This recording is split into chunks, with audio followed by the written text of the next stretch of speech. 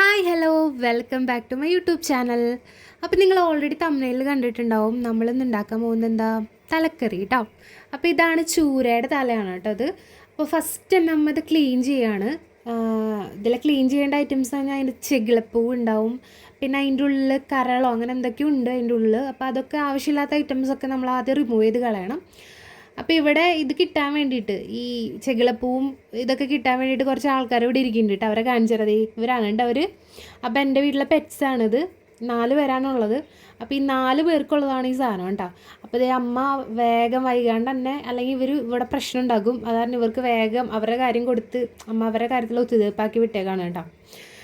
അപ്പോൾ അതിൻ്റെ ഇടയ്ക്ക് അമ്മ പോയി പിന്നെ നമ്മുടെ മഞ്ഞൾപ്പൊടി, മുളക് പൊടി, മല്ലിപ്പൊടി ഇതൊക്കെ ചൂടാക്കി, പിന്നെ അതിൻ്റെ കൂടെ കുറച്ച് വെളിച്ചെണ്ണയും കുറച്ച് ഉപ്പും ഒക്കെ ചേർത്ത് ഇതൊന്ന് മാഗ്നറ്റ് ചെയ്യാനായിട്ട് വെക്കുകയാണ് കേട്ടോ.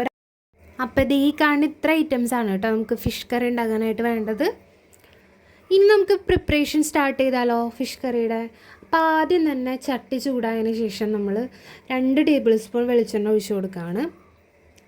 ദെൻ അതിലേക്ക് നമ്മൾ എന്താ ഇട്ട് കൊടുക്കുന്നത്, നമ്മുടെ ഉലുവ ഒരു ടീസ്പൂണോളം ഉലുവ ഇട്ട് കൊടുക്കുന്നുണ്ട്. അപ്പോൾ അതിൻ്റെ ഇടയ്ക്ക് ഇതേ അമ്പാടിയാണ് കേട്ടോ അത്. അമ്പാടി വന്ന് ഇങ്ങനെ ക്യാമറയ്ക്ക് മുന്നിൽ പോസ് ചെയ്യുകയാണ്. അപ്പോൾ അതിന് ശേഷം നമ്മുടെ സവോള ഒന്ന് വഴണ്ട് വരുമ്പോൾ പച്ചമുളക് കഴിഞ്ഞ് കഴിഞ്ഞാൽ പിന്നെ അടുത്തതാണ് ഇഞ്ചി. അപ്പോൾ പച്ചമുളകും ഇഞ്ചിയും സവോളയും കൂടി വഴന്ന് വന്നതിന് ശേഷമാണ് തക്കാളി ഇട്ട് കൊടുക്കുന്നത്. അപ്പം അങ്ങനെ നമ്മൾ തക്കാളി ഇട്ട് കൊടുത്തു കഴിഞ്ഞു കേട്ടോ. അപ്പോൾ തക്കാളി നല്ലോണം വഴന്ന് വന്നിട്ട് വേണം, തക്കാളി ഈ കൂട്ടൊക്കെ നന്നായിട്ട് വഴന്ന് വന്നിട്ട് വേണം അതിലേക്ക് കുടപ്പുളിയും പിന്നെ ഈ കുടപ്പുളി ഇട്ട് വെച്ച വെള്ളമില്ലേ അതിട്ടിട്ട് നന്നായിട്ട് തിളപ്പിക്കാം. അത് കഴിഞ്ഞ് ഈ ഗ്രേവി നന്നായിട്ട് തിളച്ച് വരുമ്പം അതിലേക്ക് നമ്മുടെ മാഗ്നറ്റ് ചെയ്ത് വെച്ച ഫിഷ് ഇട്ട് കൊടുക്കുകയാണ്. അപ്പോൾ ഈ ചട്ടിക്ക് വലിപ്പം നിങ്ങൾ ക്യാമറയിൽ നോക്കുമ്പോൾ വലിപ്പം കുറവാണെങ്കിലും അത്യാവശ്യം വലിപ്പമുണ്ട് കേട്ടോ. അതൊന്ന് ഇട്ടിട്ട് ആ ഗ്രേവിയൊക്കെ ആ ഫിഷിന് ചുറ്റും ഒന്ന് ജസ്റ്റ് ഒന്ന് ആക്കി കൊടുക്കുക. ഇത് അരമണിക്കൂർ ഫിഷ് വെച്ച കാരണം കൊണ്ട് തന്നെ അത്യാവശ്യം നന്നായിട്ട് മസാല ഇതിൽ പിടിച്ചിട്ടുണ്ട്.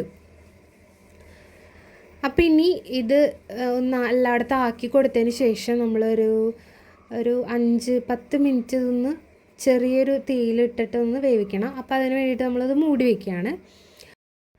അപ്പോൾ 10 മിനിറ്റൊക്കെ കഴിഞ്ഞു.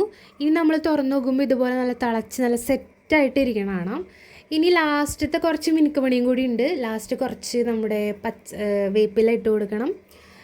പിന്നെ കുറച്ച് വെളിച്ചെണ്ണയും കൂടി ഒഴിച്ച് കഴിഞ്ഞാൽ നമ്മുടെ കറി അങ്ങോട്ട് റെഡിയായി സെറ്റായി.